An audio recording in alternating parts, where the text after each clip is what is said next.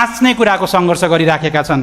हो, देशभर उद्योग चल्नुपर्छ, रोजगारी थपिनु पनि पर्छ, तर उद्योगले स्थानीय जनताको फोक्सो, खेतबारी र सडक र जीवनको मूल्य चुकाएर नाफा कमाउन पाउँदैन। विकासको नाममा विनाशलाई सामान्य मान्ने प्रवृत्ति अबको नीति तथा प्राथमिकतामा एकदमै ठुलो महत्त्व ल्याओस्। अर्को कुरा, अघि सम्माननीय सभामुख महोदय, आज म विनियोजन विधेयकका बारेमा केही कुराहरू राख्दै गर्दा दाङ जिल्लालाई प्रतिनिधि पात्रका रूपमा राष्ट्रिय समस्याहरू राख्ने जमर्को गर्दैछु। सुरुवात खानेपानीबाट। यो संसदभित्र पानी ल्याउन पाइँदैन, बाहिर गएर पानी खाने व्यवस्था हुँदा पनि मलाई पानीको त्यो एकदम एङ्जाइटी जस्तो हुन्छ के।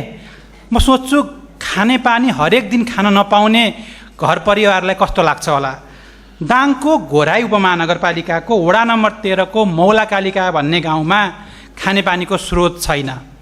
त्यहाँका बासिन्दाहरूले आफैले पैसा उठाएर छिमेकी रोल्पा जिल्लामा 5 लाख रुपियाँ तिरेर मूल किनेका छन्। अब उनीहरू के कुरा कुरेर बसिरहेछन् भने यो पटकको सरकारले त्यो मूलबाट आफ्नो गाउँमा पानी ल्याइदिन्छ भन्ने कुरा कुरेर बसिराखेका छन्। हिमालयको पानीलाई विश्वमाझ पुर्याउने हाम्रो सपना पुरा होस्, तर त्यो सँगसँगै देशभरका आफ्नै नागरिकले खानेपानीका लागि गरिरहेको यो कठिन सङ्घर्षको पनि अन्त्य होस्।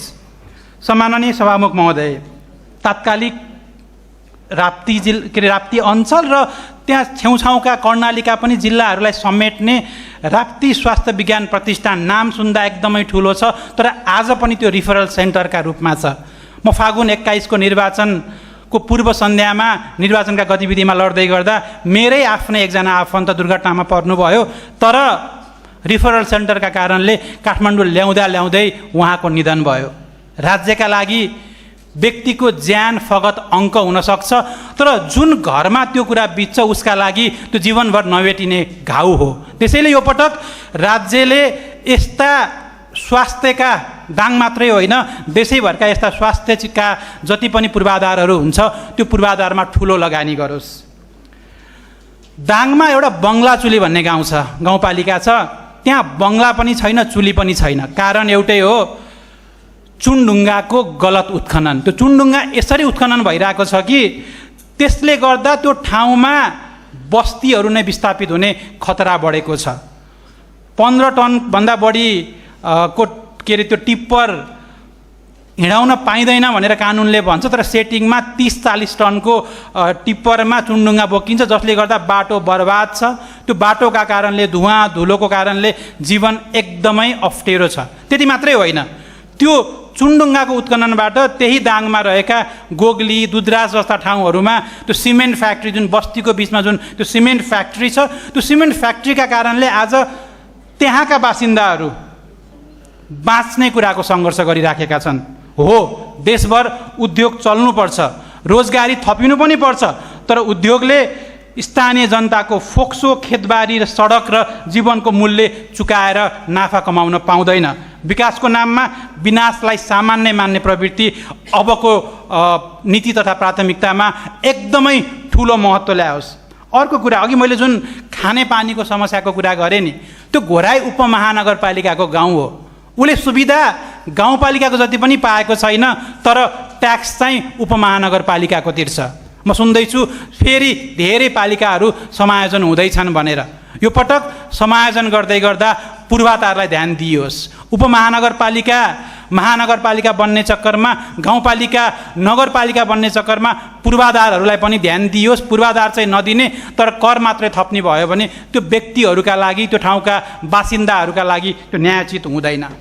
अब शिक्षा, संस्कृति र प्राज्ञिक उन्नयनका कुरा। दाङमा नेपाल संस्कृत विश्वविद्यालय छ, नेपालको एकमात्र संस्कृत विश्वविद्यालय। राम्रोसँग चलाउन जाने हो भने पश्चिमी सभ्यतालाई पूर्वीय सभ्यतासँग जोड्न सकिने ठाउँ। हजारौँ बिघा जग्गा छ, पूर्वाधारहरू पनि छ, तर राष्ट्रको नीति प्रपरली नहुँदै गर्दा त्यो खण्डहर बन्ने स्थितिमा छ। यो पटक नेपाल संस्कृत विश्वविद्यालय मात्रै होइन, देशभरका सबै विश्वविद्यालयलाई कसरी चाहिँ उनीहरूको अपलिफ्टमेन्ट गर्न सकिन्छ भन्ने कुरालाई चाहिँ राष्ट्रिय गौरवकै आयोजनाका रूपमा अगाडि बढाउनुपर्छ जस्तो लाग्छ। सानो एक्जाम्पल पनि दिन्छु। लुम्बिनी बुद्धिस्ट युनिभर्सिटी भनेर एउटा युनिभर्सिटी छ, त्यहाँ होटल म्यानेजमेन्टमा ग्रिल्ड चिकन के अरे कसरी पकाउने भनेर कुराहरू सिकाइन्छ। बुद्धिस्ट युनिभर्सिटीलाई बुद्धिस्टजमकै कुराहरू सिकाउने जस्ता यी साना साना कुराहरूमा अब राज्यले ध्यान दिनुपर्छ। अब पारदर्शी बजेट विनियोजनको कुरा, मैले धेरै पटक धेरै ठाउँमा गर्ने गरेको टरीगाउँ एयरपोर्टको कुरा। टरीगाउँ एयरपोर्ट नेपालको दोस्रो पुरानो एयरपोर्ट हो, 2011 सालमा। त्यो भनेको त्रिभुवन विमानस्थल भएको 3-4 वर्षपछि इस्टाब्लिस भएको एयरपोर्ट हो। त्यो बेला दाङमा एयरपोर्ट बन्दै गर्दाखेरि त्यो ठाउँलाई मौजा भनिन्थ्यो। मौजापछि गाउँ पञ्चायत भयो, गाउँ पञ्चायत नगरपालिका भयो, नगरपालिका उपमहानगरपालिका भयो, अब चाँडै महानगरपालिका पनि होला। तर त्यो एयरपोर्टको स्थिति उस्ताका उस्तै छ। दाङ जिल्ला मात्र होइन, दाङ जिल्लासँग जोडिएका प्युठान, सल्यान, रुकुम यी सबै जिल्लाहरूका यदि नागरिकको नम्बर जोड्यो भने 18 लाखभन्दा बढी नागरिकहरूको आर्थिक उन्नयनसँग प्रत्यक्ष सरोकार राख्ने टरीगाउँ एयरपोर्ट कहिल्यै पनि कसैको के भन्छ चक्षुमा परेन। मलाई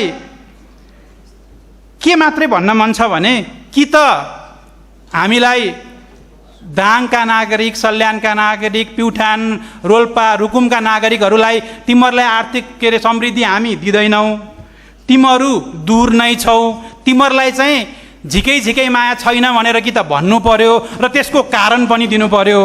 होइन भने दाङले मात्र होइन, देशका हरेक ठाउँका नागरिकले आफूले मागेको पूर्वाधार किन पाएनन् भन्ने कुराको वैज्ञानिक, न्यायिक र पारदर्शी विनियोजन आधार माग्ने हक राख्छन्। यो पटकको सरकारले सबै नागरिकलाई त्यो हक सुनिश्चित गरोस्। धन्यवाद।